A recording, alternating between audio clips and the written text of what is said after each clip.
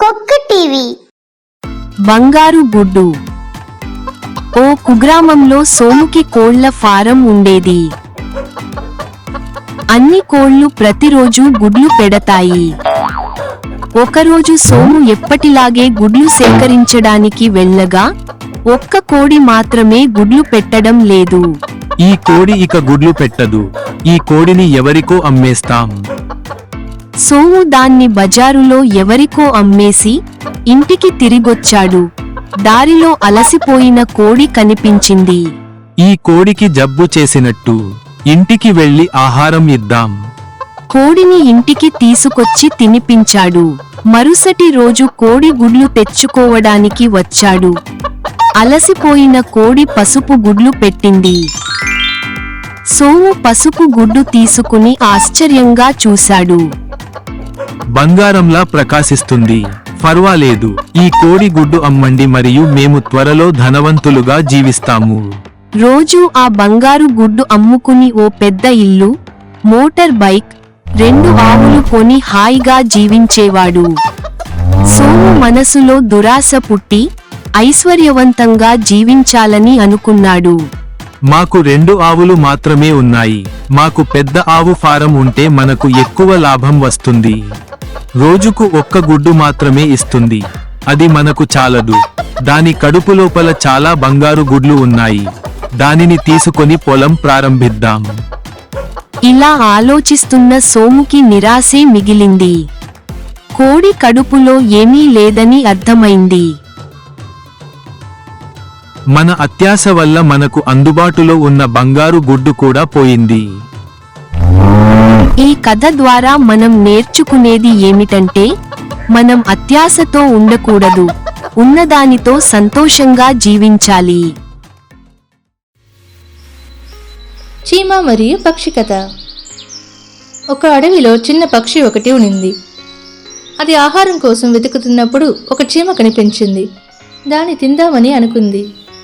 ఏ పక్షి, నేను చాలా చిన్నవాడిని. నన్ను తినడం వల్ల నీ ఆకలి తీరదు. నువ్వు నాతో రా, చాలా చీమలు ఉన్న ప్రదేశాన్ని చూపిస్తాను. నీకు రోజు కావలసిన ఆహారం అక్కడ దొరుకుతుంది. పక్షి కూడా కావలసినంత ఆహారం దొరుకుతుందన్న ఆశతో చీమతో పాటు వెళ్ళింది. అక్కడ చాలా చీమలు ఉనింది. పక్షి కూడా సంతోషంతో చీమలు తిందామని అనుకుంది. పక్షి ఆ చోట వేటగాడు వల వేసి ఉంచిందని గమనించలేదు. వేటగాడు వేసిన వలలో పక్షి చిక్కుకుంది. మనం వేసిన వలలో పక్షి చిక్కుకుంది, దాన్ని పడదాం. అయ్యా, నేను చాలా చిన్నవాడిని. నేను మటుకే మీ ఆకలికి సరిపోను. నాతో పాటు రండి, చాలా పక్షులు ఉన్న చోటిని చూపిస్తాను. వేటగాడు కూడా పేరాసతో పక్షితో పాటు వెళ్ళాడు. కొంచెం దూరం వేటగాడితో వెళ్ళిన పక్షి తర్వాత వేగంగా ఎగిరి వెళ్ళిపోయింది. ఈ కథ నుండి మనం తెలుసుకోవాల్సింది ఏమిటంటే, చేతిలో దొరికిన దానితో చాలు అని అనుకోకుండా పేరాస పడితే ఉన్నది కూడా పోతుందని అర్థం. కలర్ కోడి మరియు నక్క. ఒక గ్రామంలో ముత్తు అనే అతను కలర్ కోళ్లను పెంచేవారు. పిల్లలారా, మీకు ఆహారం వెతికి తీసుకురాపోతున్నాను. పక్కన గ్రామంలో నక్క ఒకటి ఆహారం కోసం వెతుకుతుందని వార్త వచ్చింది. అందువల్ల మీరందరూ జాగ్రత్తగా ఉండండి. సరే అమ్మా. సరే, మేము జాగ్రత్తగా ఉంటాం.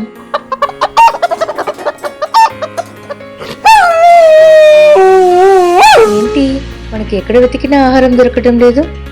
సరే, ఈ గ్రామంలో అయినా దొరుకుతుందా అని చూద్దాం. ఇలా అనుకున్న నక్క ఆ గ్రామంలోకి వెళ్ళింది.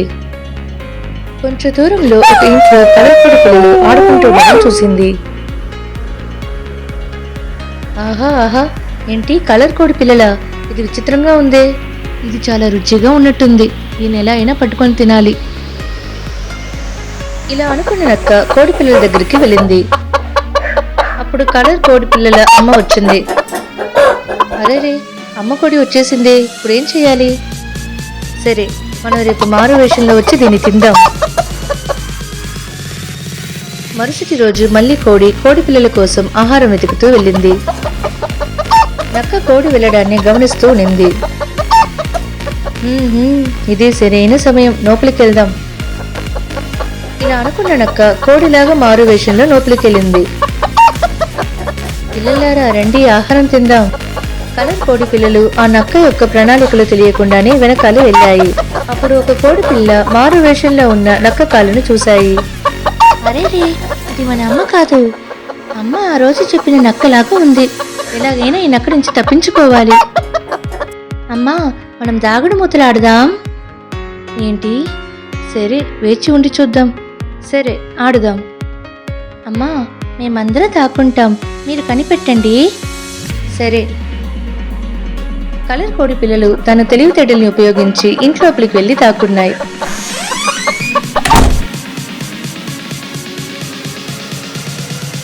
నక్క కోడి పిల్లల కోసం వెతికింది. ఎక్కడ వెతికినా కనిపించలేదు. అయ్యో, ఈ కోడి పిల్లలు మనల్ని మూకుని చేసి తప్పించుకుంది. ఈ కథ నుండి మనం తెలుసుకోవాల్సింది ఏమిటంటే, మనం ఇతరులని మోసం చేయాలని అనుకుంటే మనమే మోసగింపబడతామని అర్థం. ఇడ్లీ అమ్మే అవ్వ పెంచిన జల్లికట్టు ఎద్దు కథ. అవన్యాపురం అనే గ్రామంలో ఒక అవ్వ నివసించి వచ్చింది. ఆమె జల్లికట్టు ఎద్దుని పెంచి వచ్చింది. అవ్వ ఇడ్లీ వ్యాపారం చేయడం వలన ఆ ఊరి ప్రజలు అవ్వను ఇడ్లీ అవ్వ అని పిలిచేవారు. ఏమ్రా, ఆకలిస్తుందా? ఉండు, వస్తున్నా.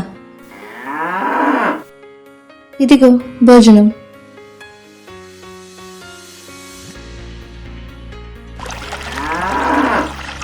అవ్వ ఎద్దుకి జల్లికట్టు పోటీలకి శిక్షణ ఇచ్చింది.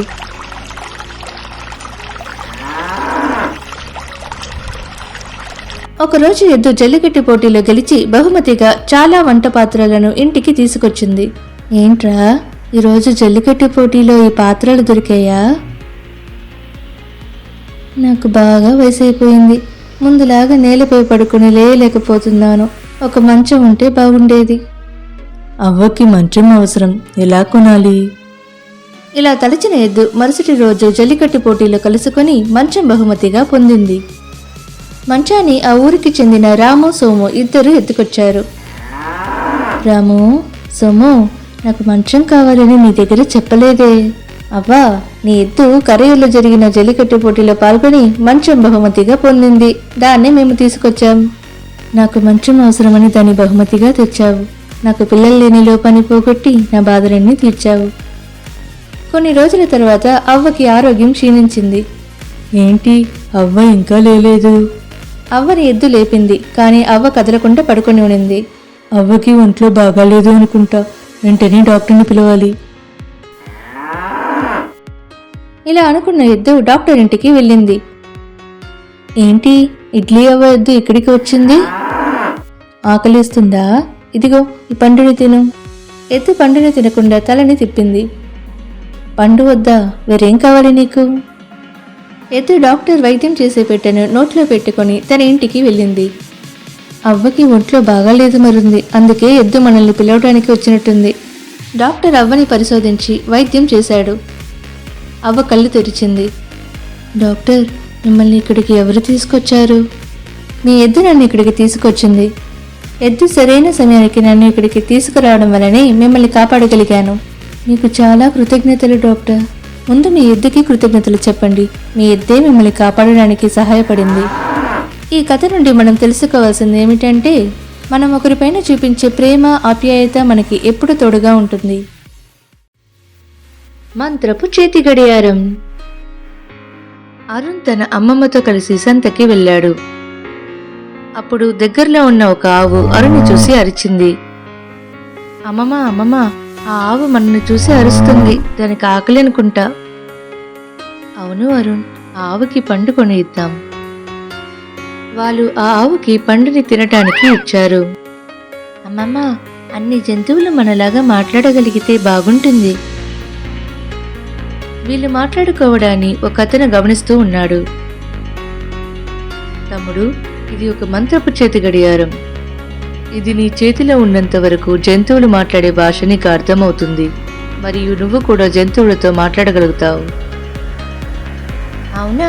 ధన్యవాదాలు అయ్యా. అరుణ్ ఆ మంత్రపు చేతి గడియారాన్ని ధరించాడు. ఆ సమయంలో జనాలు అరిచే శబ్దం వినిపించింది. ఏంటి శబ్దం? అదిగో ప్రజలు ఇక్కడ అక్కడ పెరిగిస్తున్నారు. అమ్మమ్మ, అక్కడ చూడండి, ఆ ఏనుగు పిల్లి గలాటా చేస్తుంది. రండి వెళ్ళి చూద్దాం. ఏనుగు పిల్ల, ఏమైంది నీకు? ఎందుకు ఈ ఊరికొచ్చి ఇలా గలాబా చేస్తున్నావు? భయపడకు, నేను నీకు సహాయం చేయడానికి వచ్చాను. మీరు మాట్లాడేది నాకు అర్థమవుతుంది. ఎలా ఇది? ఈ మంత్ర చేతి గడియారం శక్తి వల్ల నా వల్ల మీలాంటి జంతువుల దగ్గర మాట్లాడగలను. ఈ నగరంలో ఉన్న ఒక దొంగే మా అమ్మని పట్టుకొని వచ్చేశాడు. నా అమ్మను కనిపెట్టడానికి నాకు సహాయం చేయండి. అప్పుడు అక్కడికి అరుణ్ యొక్క కుక్క పిల్ల వచ్చింది. టామీ, నీ పసిగట్టే శక్తితో ఏనుగు పిల్ల అమ్మని కనిపెట్టగలవా? నేను సహాయం చేయగలను. అరుణ్, టామీ మరియు ఏనుగు పిల్ల అమ్మని వెతుక్కుంటూ వెళ్లారు. వాళ్ళు వెళ్లే దారిలో ఒక గంటని చూశారు. ఇది మా అమ్మ గంటే. మనం మీ అమ్మ ఉన్న స్థలానికి దగ్గరికి వచ్చేసామని అనిపిస్తుంది. వాళ్ళ ముగ్గురు ఆ అమ్మ ఏనుగు ఉన్న ఇంటికి వెళ్లారు. ఇదిగో, ఈ పండ్లని అంతా తిని ఈ చెట్లను ఆ బండిలో ఎత్తిపెట్టు. నేను చెప్పే పనంతా నువ్వు చేయాలి, అప్పుడే నీకు ఆహారం ఇస్తాను. అదిగో, వాడే మీ అమ్మని పట్టుకొని వచ్చింది. రండి వెళ్ళి కాపాడుదాం. మీ ఇద్దరు ఆ దొంగని తరమండి, నేను మీ అమ్మని కాపాడుతాను. సరే, ఏనుగు పిల్ల మరియు టామీ దొంగని తరిమి కొట్టారు. అరుణ్ అమ్మ ఏనుగు దగ్గరికి వెళ్ళాడు. ఏనుగు, మేము నిన్ను కాపాడటానికే వచ్చాము, రా ఇక్కడి నుంచి వెళ్దాం. వాళ్ళందరూ అక్కడి నుంచి వెళ్లారు. అమ్మా, వీళ్ళు ఆ మంత్ర చేతి గడియారం సహాయంతో నాతో మాట్లాడి మిమ్మల్ని కాపాడగలిగారు. చాలా ధన్యవాదాలు. ఈ కథ నుండి మనం తెలుసుకోవాల్సింది ఏమిటంటే, మనం ఏ జంతువులకు హాని చేయకూడదు అని అర్థం.